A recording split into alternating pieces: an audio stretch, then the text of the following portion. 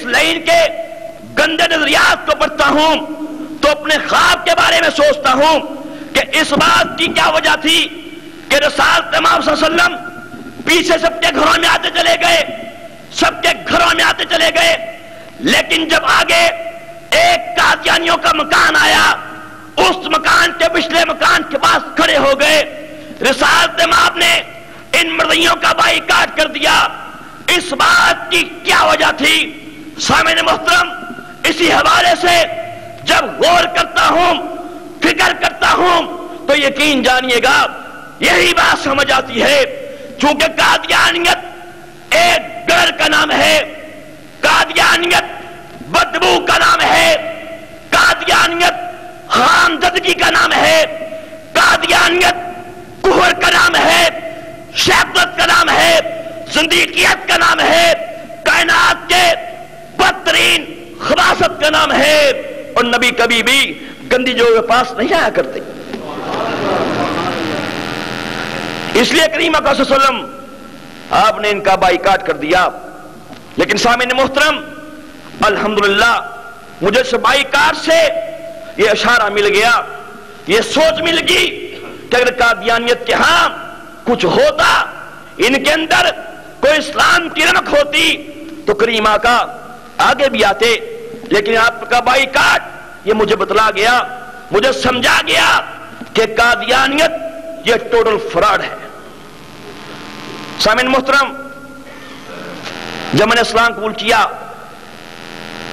الحمدللہ میں نے ایک اور خواب دیکھا کہ مرزا قادیانی کو ایک فرشتہ ہے جو بڑی خوفناک شکل کا ہے، اس کا چہرہ بڑا ڈراؤنا ہے، اس نے اپنے دائیں ہاتھ میں پکڑا ہوتا ہے اور بھاگتا بھاگتا میرے پاس آتا ہے اور میری کلائی پکڑ لیتا ہے، تو وہ فرشتہ مجھے اور مرزا لین کو لے کے اس آگ کی جانب بھاگنا شروع کر دیتا ہے۔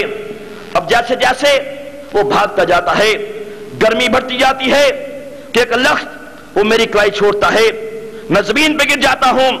جب چہرہ اٹھا کے دیکھتا ہوں تو کیا نظر آتا ہے کہ وہ فرشتہ مرزا لین کو اس آگ کے اندر پھینک دیتا ہے اور آگ ایک بھوکے شیر کی طرح اس کے اوپر جھپٹتی ہے، گہرائی میں لے جاتی ہے، میں ایک زوردار چیخ مارتا ہوں اور بیدار ہو جاتا ہوں۔ سامعین محترم، میرے قبول اسلام کی خبر مرزیوں میں جنگل میں آگ کی طرح پھیل گئی، ان کو میرا قبول اسلام انتہائی گراں گزرا۔ اس مسئلے کے فوری حل کے لیے مرزیوں نے اپنے لاہور کے سب سے بڑے سینٹر گڑی شاہو دار و ذکر کے اندر ایک اجلاس طلب کیا۔ اس اجلاس کے اندر بڑے بڑے مرزئی پوپ آئے، ان کے بڑے بڑے پادری آئے، ان کے بڑے بڑے مربی آئے، اور ان کے سامنے یہ بات رکھی گئی، انہیں کہا گیا کہ نعوذ باللہ اب یہ فلاں شخص جس نے اسلام قبول کر لیا ہے، اب یہ ہمارے بارے میں مسلمانوں کے پاس جائے گا، انہیں بتلائے گا کہ قادیانیت کتنا بڑا فراڈ ہے، قادیانیت کتنی بڑی گندگی ہے، کتنی بڑی خباثت ہے۔ اس لیے بھلائی اسی میں ہے کہ تم نعوذ باللہ اس کو دوبارہ ہی قادیانی کر لو۔ اب قادیانیوں نے اپنی خباثتوں کا اظہار کرنا شروع کر دیا۔ سامعین محترم، میرے باپ نے مجھ سے کہا اگر تم نے مرزئی مذہب کو دوبارہ قبول نہ کیا، اس نے مجھے کہا تمہیں جائیداد سے کر دیا جائے گا، تمہارے اوپر تشدد کے پہاڑ توڑے جائیں گے، ہر طرح کے حربے استعمال کیے جائیں گے۔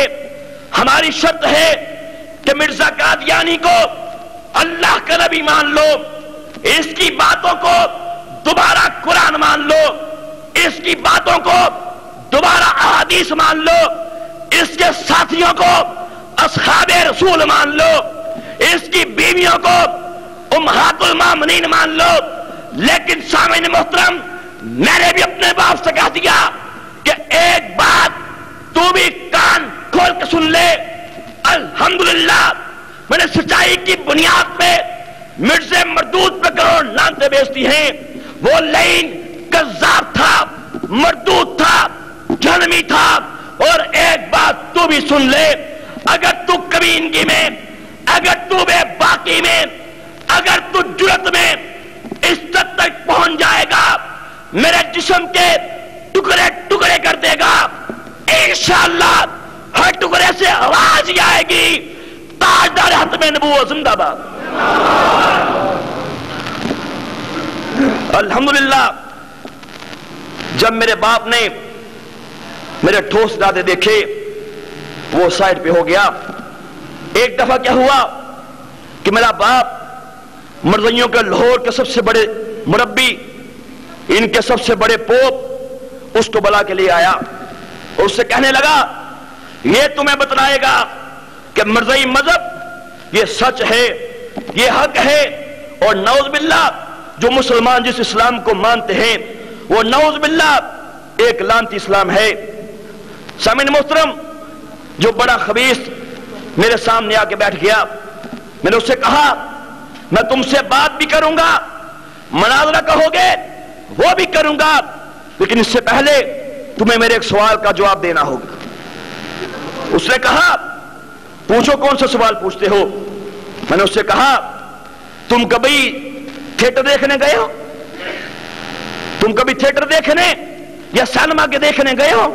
اس نے مجھے کہا یہ تم نے بڑا عجیب سوال کر دیا کہ تھیٹر دیکھنے تو عیاش لوگ جاتے ہیں، تھیٹر دیکھنے تو بدماش لوگ جاتے ہیں، فاسق و فاجر جاتے ہیں، جو شریف انسان نہ ہو وہ جاتے ہیں۔ میں تو ایک عالم ہوں، میں تو ایک مربی ہوں، میں تو ایک مرزائی جماعت کا نمائندہ ہوں، میرا وہاں پہ کیا کام؟ جب میں نے اس سے یہ بات سنی، میں جگ سے اٹھا، یہ کتاب میرے ہاتھ میں ہے، ذکر حبیب، یہ کس نے لکھی ہے؟ مفتی محمد صادق، جو مرزا مردود کا قریبی ساتھی تھا، اس لائن کو قادیانی صحابی رسول کہتے ہیں، نعوذ باللہ۔ اس مردود کی میں نے کتاب پکڑ لی، صفحہ 18 کھولا، اس میں لکھا ہوا تھا کہ مفتی محمد صادق کہتا ہے کہ ایک دفعہ میں تھیٹر چلا گیا۔ اب کیا ہوا؟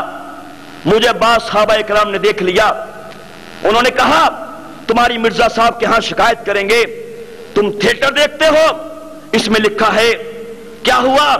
جو مرزا صاحب کے پاس پہنچے، انہیں کہا کہ مرزا صاحب دیکھیے آپ کا جو فلاں مرید ہے مفتی محمد صادق، یہ تھیٹر دیکھتا ہے، خود کو مفتی کہتا ہے، آپ کا صحابی بنتا ہے، تھیٹر بھی دیکھتا ہے، کتاب میں لکھا ہوا ہے۔ مرزا صاحبہ کے جب انہوں نے یہ بات سنی تو آپ مسکرا دیے اور کہنے لگے کہ ہاں ہم بھی ایک دفعہ گئے تھے۔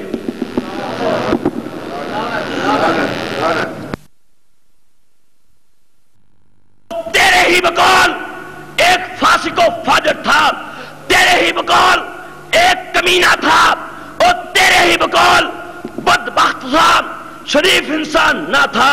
تیری کھوپڑی کے اندر دماغ نام کی کوئی چیز نہیں ہے، اس کی میں دعوت دے رہا ہے۔ جب اس نے میری یہ بات سنی، اس کا رنگ زرد ہو گیا، میرے باپ کے پاس آیا اور کہنے لگا یہ کیس بڑا ہی بگڑ چکا ہے اور یہ ناقابل اصلاح ہے، اور یہ کہا اور چیف مربی دم دبا کے بھاگ گیا۔ الحمدللہ سامعین محترم، میرے قبول اسلام کے بعد میرے اللہ نے مجھ سے ایک کام لیا کہ میں نے مرزائی مذہب کے بارے میں، مرزا قادیانی کے گندے نظریات کے بارے میں، اس مردود کی گھٹیا زندگی کے بارے میں ایک انتہائی عجیب، اشوتے اور نرالے موضوع پر کتاب لکھی۔ یہ کتاب میرے ہاتھ میں ہے، اس کا نام ہے قادیانیت، اسلام اور سائنس کے کٹہرے میں۔